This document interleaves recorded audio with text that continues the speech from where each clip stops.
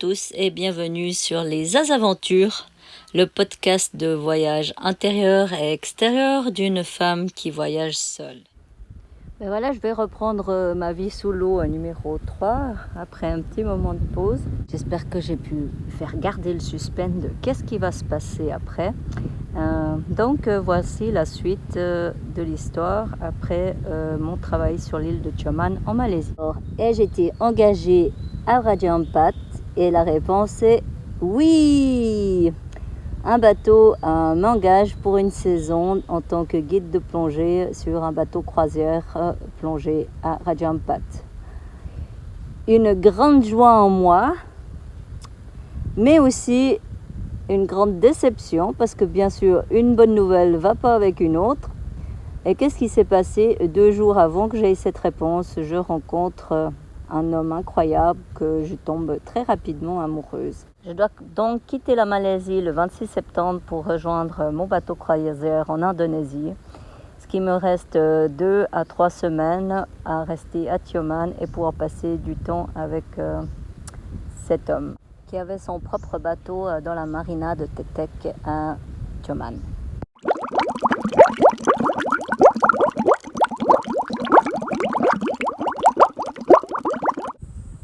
Donc voilà, après 2 semaines de rêve passées avec Stom et mes amis à naviguer autour de Tioman, j'avais réussi à finir mon job un peu plus tôt, comme ça je pouvais profiter vraiment de tous ces moments. Et le 26 septembre, je suis à Singapour avec lui qui m'a accompagnée pour quitter la Malaisie pour aller en Indonésie à l'opposé qui est à Raja Ampat, donc au nord-ouest de l'île de la Papua. Je pars avec un cœur un peu plus léger en me disant que j'ai un visa de 2 mois seulement pour l'Indonésie et que je dois de toute façon sortir du pays au bout de 2 mois, donc on peut se retrouver à Singapour à ce moment-là. Et voilà que je commence la aventure de plongée à Raja Ampat, dans ce paradis de plongée avec mes premiers clients qui arrivent pour les croisières. On fait des croisières de 7 à 10 jours sur le bateau Pearl of Papua, qui est propriétaire indonésienne et qui a que 3 ans, mais il en a l'air d'avoir 20, parce que l'Indonésie, comme un peu tout le sud-est asiatique, le mot maintenant n'existe pas dans leur dictionnaire, donc il a beau avoir 3 ans sur les papiers, il en a l'air d'avoir 20.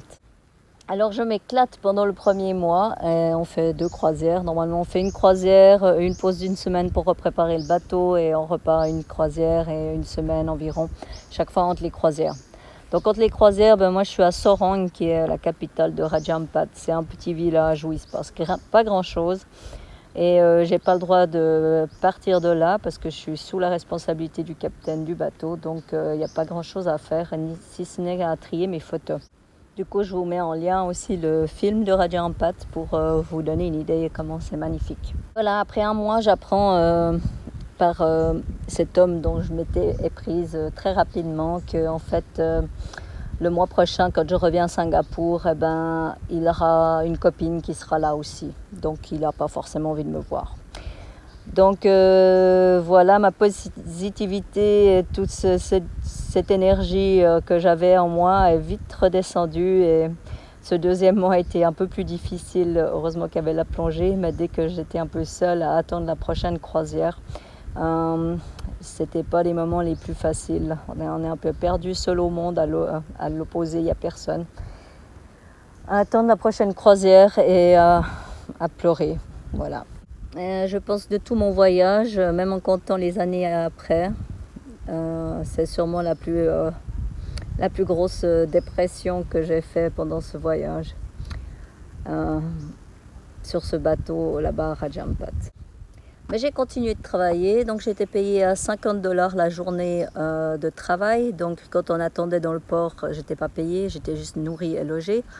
Donc c'était simplement les journées croisières que j'étais payée $50. Et j'en ai fait comme ça jusqu'en janvier. Finalement, je suis rentrée, rentrée plusieurs fois dans le pays pour y retourner, pour mon visa. Et fin janvier, c'était ma dernière croisière et du coup, j'avais fini mon travail à Raja Ampat. C'est quand même là-bas que j'ai passé ma plus grande journée sous l'eau, qui a duré 7 heures en 5 plongées. avec un groupe de Malais qui était complètement taré de la plongée. Et vu que le manager, il déléguait à moi tous les plus tarés, je suis tombée sur le groupe qui ne voulait jamais sortir de l'eau. Et c'est comme ça qu'on a fait une journée, on est resté 7 heures dans l'eau en 5 plongées avec ce groupe. Mais j'ai kiffé, hein. Ils m'ont appris énormément en plus, parce que c'était tous des professionnels, des instructeurs, et des photographes incroyables aussi. Et malgré que je travaillais, j'ai aussi énormément appris avec tous nos clients. Pour aller plonger à Raja Ampat, notre compagnie demandait un minimum de 50 plongées et la licence 2 Advance pour avoir de l'expérience, parce que c'est connu à Raja Ampat qu'il y a des courants très très forts. Et donc tous nos clients devaient avoir minimum ce niveau. Et en effet, malgré que j'avais déjà expérimenté du courant, mais là je peux vous dire que c'est du courant qui décoiffe vraiment. La plupart des plongées, on est accroché à un rocher avec notre crochet et on reste là toute la plongée parce que le courant amène le poisson. Donc on est dans un aquarium, il y a tout qui tourne autour de nous et on n'a même pas besoin de bouger. Et le courant est tellement fort qu'on n'a pas envie de bouger, parce que si on se laisse emporter par le courant, on passe par-dessus le récif et puis on est déjà dans le bleu. Et une dernière expérience que j'ai, je ne sais pas si c'est de la chance ou de la malchance d'avoir pu expérimenter à Raja Ampat, mais c'est le courant de wash machine.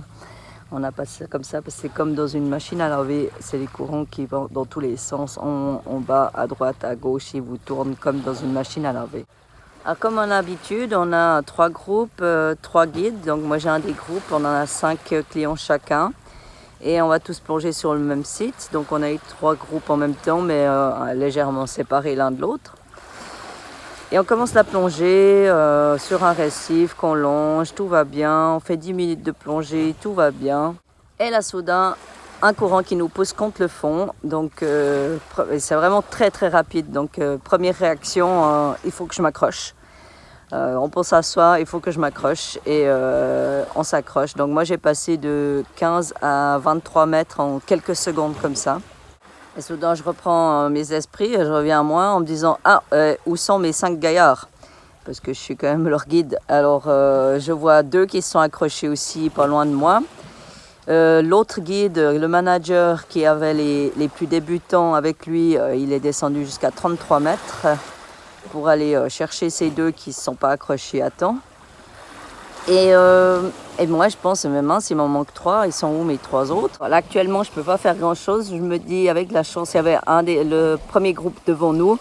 Et avec un peu de chance, il était avec le premier groupe. Et là on ne le voyait plus du tout. Donc on attend un petit moment, on regarde si le courant va se calmer. Au bout de 5 minutes, même un peu moins, rien du tout. Donc on décide d'annuler la plongée.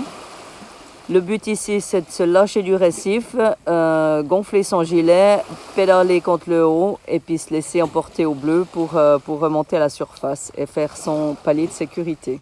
Quand j'entends gonfler son gilet, on s'entend bien que c'est pas complet, hein. Des fois qu'il y a des plongeurs qui m'écoutent, c'est légèrement, c'est juste pour nous aider à monter plutôt qu'à continuer de descendre avec le courant.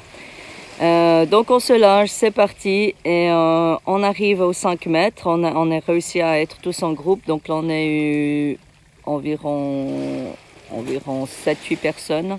On est tous ensemble aux 5 mètres et on essaie de faire notre palier de sécurité, donc qui dure 3 minutes à 5 mètres. Et là, je vous jure, même avec mon expérience de flottabilité, rien à faire. Tout d'un coup, je me suis retrouvée à 1 mètre. Je redégonfle mon gilet, je réessaye de redescendre à 5 mètres. Je me retrouve à 10 mètres. Et là aussi, il y avait toujours le wash machine, en fait, qui nous secouait dans tous les sens. C'était impossible de rester à 5 mètres pendant 3 minutes. Donc, finalement, on finit notre palier de sécurité. On déploie notre saucisse de secours pour que les bateaux à la surface nous trouvent et on vient nous chercher. Donc voilà, la moitié du groupe est sauvée, tout va bien. Il nous reste plus que l'autre moitié qu'on ne sait pas où elle a passé. Donc on retourne près de l'île où on a commencé notre plongée et on va sur l'arrivée de la plongée où c'était normalement la fin. Et là on voit les bulles de chacun qui est en train de plonger. Et à la fin, ils sortent et je retrouve mes 3 gaillards qui étaient avec le premier groupe en effet. Et tout ça pour dire qu'eux, ils ont eu une plongée parfaite parce qu'ils étaient juste légèrement un peu devant nous et ils n'ont pas eu le courant wash machine et ils ont pu finir leur plongée correctement. Donc vous l'avez compris, si vous envisagez d'aller plonger à Rajampat, soyez prudents.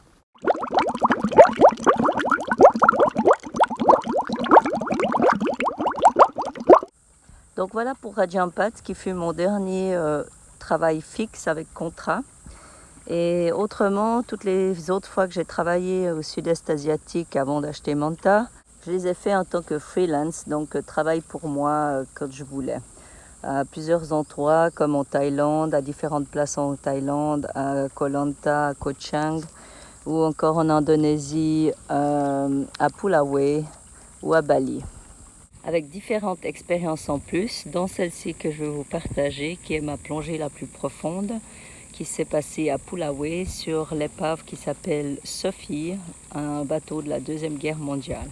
Elle était organisée avec 2 autres instructeurs et c'est vraiment de l'organisation parce que c'est quelque chose de très intense et de faire attention à toute la technique.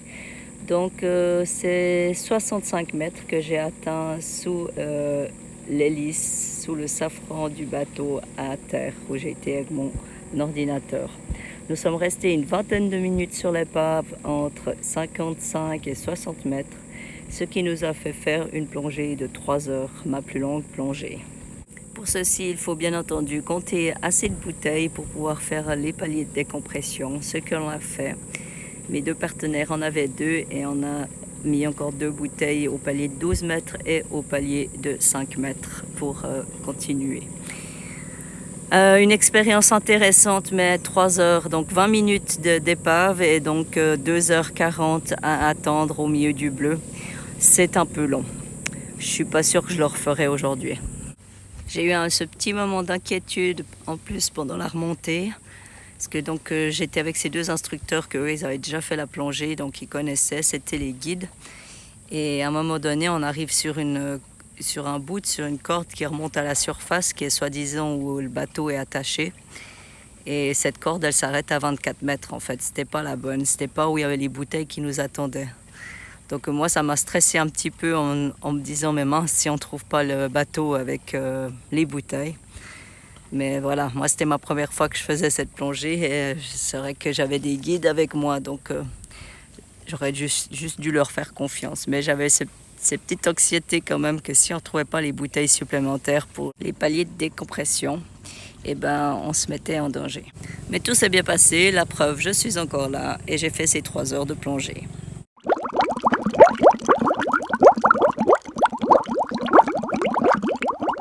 Donc voilà pour toute mon expérience de plongée avant d'avoir Manta. Et oui, pour moi, dès que j'ai eu Manta, c'était une évidence que j'allais faire du charter de plongée. Donc c'était sûr que j'allais avoir un compresseur à bord. Et dès que j'ai eu Manta, pour commencer, un de mes plus gros clients, c'était un jeune Français à qui j'avais donné son open water sur l'île de Koh Chang en Thaïlande il y a environ 10 mois de ceci. Et quand je lui ai annoncé que j'avais mon propre bateau, alors là il m'a dit tout de suite, moi je viens de faire mon Advance, mon Rescue et mon Dive Master avec toi. Donc c'était prévu qu'ils viennent 2 mois à bord, de mi-octobre à Noël, pour faire tous ces cours. Et pour ça, il fallait que je sois prête à ce moment-là, donc il fallait que je sois tout mon équipement pour pouvoir l'accueillir. Et malheureusement, je n'ai pas eu le temps d'acheter complètement tout l'équipement et le compresseur. Donc les 2 premières semaines de sa venue à bord, c'était plus à préparer ceci justement. Mais finalement, on a pu commencer les cours et donc il a fait 56 plongées à bord avec moi pendant 1 mois et demi et fait tous les cours. Et c'est la première et seule personne à ce jour que j'ai donné depuis l'Open Water au Dive Master complet, donc que j'en ai fait un professionnel depuis le début. Je peux le dire avec une petite fierté parce qu'en plus aujourd'hui, il est instructeur de 2 niveaux de certificats différents et travaille en France. Donc oui, je suis assez fière d'avoir fait un plongeur qui a voulu rester plongeur en plus. Et voilà, depuis ce jour, les clients défilent sur Manta, et principalement pour la plongée justement. On va dire 80% de mes clients viennent pour faire de la plongée et de la voile. J'ai eu de la chance de donner entre 8 à 10 cours par année depuis que j'ai Manta, mais bien entendu ceci sans le Covid. Et je vais finir ce récit de ma vie sous l'eau avec quelques chiffres. Donc aujourd'hui je suis à 1950 plongées, dont environ 420 seules, ce qui donne environ 2000 heures passées sous l'eau, ceci sans comprendre les plongées que l'on fait lors de cours qui ne sont pas comptées comme plongées. Et j'en suis à environ 200 cours aussi donnés. Avec toutes ces heures passées sous l'eau et à sa surface, je me considère comme une ambassadrice des océans. C'est pour cela que je vous recommande vivement de voir les films documentaires, le premier Océan, qui a déjà quelques années, et le dernier sorti cette année, Seaspiracy.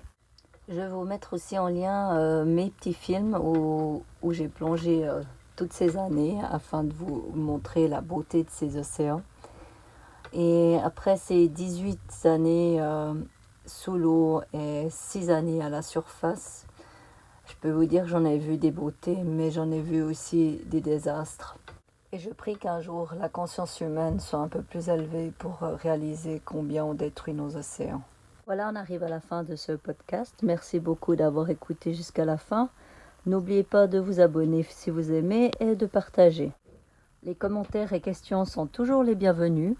Et je vais finir avec une citation de Jacques-Yves Cousteau. La mer, une fois qu'elle a jeté son sort, tient pour toujours dans son filet d'émerveillement. À bientôt!